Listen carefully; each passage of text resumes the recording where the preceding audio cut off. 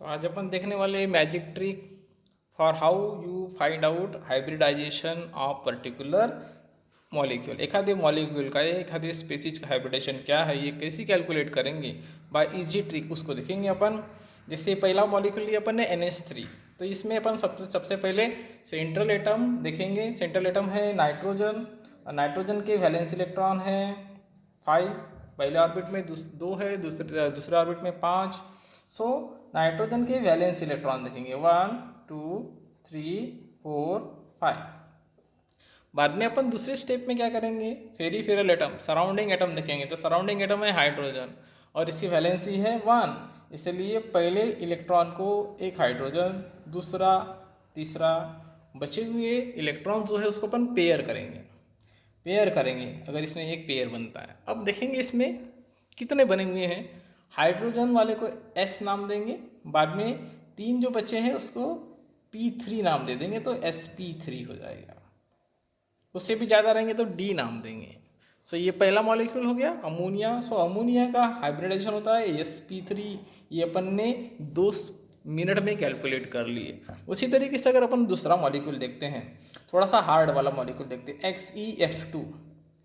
इस मॉलिक्यूल में देखेंगे तो सेंट्रल एटम फिर से देखेंगे। सेंट्रल एटम कौन सा है, जेनॉन।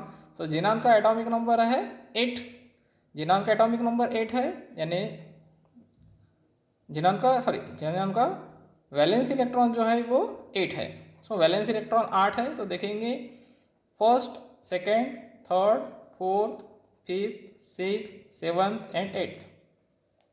अब इसको पेरिफेरल एटम है फ्लोरीन, तो पहले इलेक्ट्रॉन को एक फ्लोरीन, दूसरे को एक फ्लोरीन, बचे हुए इलेक्ट्रॉन्स को अपन पेयर करेंगे। तो यहाँ पे 3 पेयर्स तैयार हो गए, पहला पेयर, दूसरा पेयर और तीसरा पेयर। सो देखेंगे पहले को अपन नाम देंगे S, दूसरे को नाम दिए P, P, P और बचे हुए को नाम दिए अपन ने D। तो यहाँ एक S है और 3 P और एक D, तो यहाँ हो गया sp3D हाइब्रिडाइजेशन। सो इजीली अपन ने कैलकुलेट कर लिए कि XeF2 मॉलिक्यूल में कौन सा हाइब्रिडाइजेशन रहेगा, sp3D2। उसी तरीके से अगर अपन तीसरा मॉलिक्यूल देखते हैं, इसका नाम है XeO3।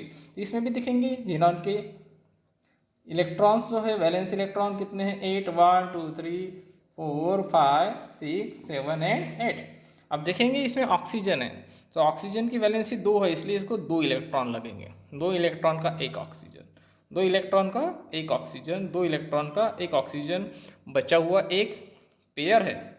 ये जो पेयर होगा, अब 3 ऑक्सीजन हो गए और एक बचा हुआ पेयर, तो पहले वाले को S नाम देंगे, बाकी तीनों को P नाम देंगे। ये हो गया sp3 हाइब्रिडाइजेशन। सो इजीली अपन ने कैलकुलेट कर लिए। अगर अपन दूसरा मॉलिक्यूल लेते हैं, फॉर एग्जांपल अपन मॉलिक्यूल लेते हैं H2O, तो इसका हाइब्रिडाइजेशन कैसे कैलकुलेट करेंगे। तो सेंट्रल एटम देखेंगे, सेंट्रल एटम है ऑक्सीजन, ऑक्सीजन का वैलेंस इलेक्ट्रॉन होते हैं 6, तो 6 वैलेंस इलेक्ट्रॉन 1 2 3 4 5 6। सो पेरिफेरल एटम देखेंगे, सराउंडिंग एटम, तो पहला है हाइड्रोजन, उसकी वैलेंसी 1 है, दूसरा हाइड्रोजन, बाकी इलेक्ट्रॉन्स को पेयर कर लेंगे, तो ये पहला पेयर हो गया और ये दूसरा पेयर हो गया। सो पहले वाले को नाम देंगे S, दूसरे वाले को P, P और P। सो ये हो गया sp3 hybridization. So within the 4 minute अपन ने 4 मॉलिक्यूल का हाइब्रिडाइजेशन कैलकुलेट कर लिए।